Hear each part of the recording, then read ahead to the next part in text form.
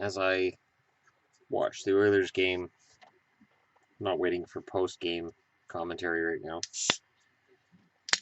I gotta say, the fear of Mark Fane coming up, I understand from Oilers fans' points of view why this would be upsetting, but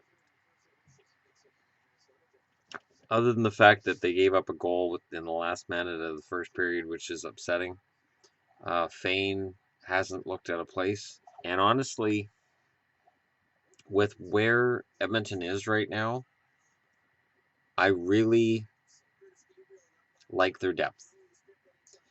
True. Um, Mark Fane isn't a guy you want in your top six on opening night, but he's a guy who can step in. And the Oilers' depth has improved. Um, and tonight proved as well that Zach Cashin is capable of taking penalties at odd times and for obscure reasons. Um, some very, very good action, though. I'm going to review that and I'm going to come back and continue this in one sec. All right. While they're talking about stats, they're doing discussions on who's winning and who's losing today. I'm going to go ahead and skip what they're talking about. And I'm going to look at it here. Montreal winning in a shootout over LA. Well, it's a shootout, so loser point. Carey Price has finally started to look. The last couple of games I've seen of Carey Price, he started to look a little tired, and I think they might want to give him a night or two off, just because it's a lot to ask the guy stays up at that level every single game. Another interesting thing last night was they were talking on CBC about Max Pacioretty and would Montreal consider moving him. I think that's crazy. I think there's a lot of insanity, and he scores two today. Um, Montreal doesn't need less forward depth. That's not what they need. They just needed a game like today where they get 4 goals. LA scores 4 in the middle frame, and these kinds of periods are going to happen, and Montreal scraped out a win. Carolina gets the OT win over Tampa 1-0. Cam Ward looked good in what I saw of that game. I caught the tail end of it.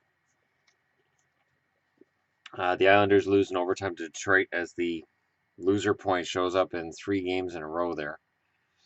I hate the loser point, but I've said that before. The Islanders were lucky to get a point there. Detroit in the second period was controlling it, and the Islanders managed to score a couple in the third. Philly beats Nashville, so it's funny. It was a couple games ago where Hockey News is like, "Oh, Nashville's a cup contender again," and I'm like, "Whoa, pump the brakes on that a little bit. They had a good month. Let's not throw them back into the cup contender picture." And now they've lost a couple in a row. So Nashville is again in flux. Winnipeg's win over Chicago is a good sign. They've now beaten Chicago twice, and Winnipeg needs those wins. If Winnipeg's going to get back into the race and stay in it, they have to beat teams like Chicago. They have to beat their division rivals. Okay, now that all being said, Calgary right now has a lead on Anaheim, which is good because Anaheim has been the bane of their existence, much like it's been the bane of the Canucks' existence. Um, and Edmonton is in a hard-fought game with Minnesota. Hard-fought being that it's a little slow because it's a Minnesota game. Um, but it'll be interesting to see how this goes in the second and the third. And again, with Edmonton in the West and Toronto in the East, it is nice to see two organizations seemingly turning it around. Um, and I noticed a lot of nasty comments from Canuck fans towards Leaf fans on Sportsnet about the write up on last night's game, and it was written from a Toronto point of view. There's no doubt about it. It was written about how last night's game with Vancouver was exciting and talked about Marner and Matthews and blah blah blah blah blah. And then it goes, oh yeah, and that whole 2 points thing. Vancouver got the win, but it really doesn't matter. Um, and I can see why Canuck fans would be upset with that kind of a write up. It is upsetting from a point of view of a Western fan reading what's supposed to be a nationwide website. And I've said this, you can go back to last June's, which seems like forever ago now, the draft lottery, where I said, it's the Toronto Sports Network, and Sportsnet's all about Toronto, and everything's Toronto all the time, and it really gets frustrating. And it's true. Um, I temper that a little bit right now with the fact that I understand the excitement, and I can understand Edmonton Oilers' excitement right now about their team as well. And in both organizations' cases, these are teams that have been down and out for a long time. Like, this is not just for a couple years and then they come back. This is over a decade of just year after year after year after. It's just disappointment, disappointment, disappointment, disappointment. And speaking of which, we've got the forwards figured out for the hockey pool. We're going to work on the defenseman goalies tonight. So for the disappointment people, that's getting done. It's a lot of people to go through. A lot of players on that list. You guys are sending in December updates and players who've been added. It just means there's a lot more players to track now. And yay for disappointment. But it is nice to see something good happening for Edmonton and for Toronto. Whether the teams make the playoffs this year is kind of inconsequential, but it is frustrating when you are a non-Leaf fan reading Sportsnet or TSN because it is all Leafs all the time. And I said that last June, and here we are. It's early December, and there's a lot of exciting races going on. Loser points are playing a big role in the NHL. It's driving me insane. But I sort of stated that was going to be the case anyways. I mean, we're in a situation right now where let me go ahead and look at the standings right now. Let's see if I can organize them by that stat. I'm on the TSN website, so who knows? It may not be organizable by that stat. Nope. Okay, so Montreal has 2 of them in 25 games, so that's 1 extra win. Chicago has 1.5 extra wins. Pittsburgh has 1.5 extra wins. Columbus has 2. St. Louis has 2. Ottawa has 1. Philly has 1.5. Edmonton has 1. Tampa has 1. Washington has 1.5. Anaheim has 2.5. New Jersey have 3. They have 6 loser points.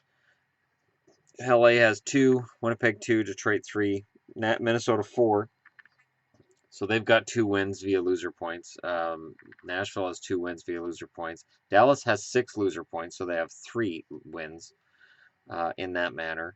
Toronto has 2.5. Carolina 2.5. Vancouver 1. The Islanders 2.5. Buffalo 2.5. Arizona 2. See, this is where I'm going with this. Is that a lot of these teams seem to be closer to 500, and they're not really. They're not teams that are at 500. I'm at some point gonna do an actual standings where the loser point, I'll just drop it and I'll say win loss, here it is. And I really wish the NHL would adopt that, but of course this is the league where everybody has to be 500. Everybody's got to be 500. Everybody has an equal shot, and in reality they don't. But it gives the illusion that everybody's equal. I'm gonna watch this game as it gets started again. I'm very impressed with Edmonton's game so far. I don't like Zach Cashin. I don't like Milan Lucic. I like Nugent Hopkins a lot. I know Nugent Hopkins has had his struggles on and off throughout his career. I really wish Nugent Hopkins would go somewhere that he can be the focal point. And yet, a team like maybe a Carolina or New Jersey, where the team doesn't get that kind of local spotlight, so he can thrive and be a top-notch, top first-line guy and not have that constant pressure. Nugent Hopkins is a fantastic talent. He just needs the right situation. Anyways, I'm gonna get back to watching this. We will be doing the hockey pool. I know she has stuff to do downstairs, and then we're gonna get back to it tonight. And as soon as we've got all of that done, the hockey pool will be up online for you guys in terms of a video. I will do a video, and we'll have some fun with that. Anyways, thanks for watching. Don't forget to hit like and subscribe if you're passing through. And let me know what you think about today's action or um, the injury bug that seems to be striking. Eric Johnson went down for Colorado, so it just gets worse for the Avs. Right now, they sit last overall, and it just gets worse unless you're an Avs fan and you want to see um, a top draft pick on that team and you think that a rebuild might be necessary. I don't understand why with McKinnon and Duchesne. I don't think a rebuild's necessary, but who knows? Maybe if they get the number one draft pick and they get Nolan Patrick, maybe they can unload Duchesne and fix problems elsewhere. I don't know. Anyways, yeah, that's it for now. I'll be back later.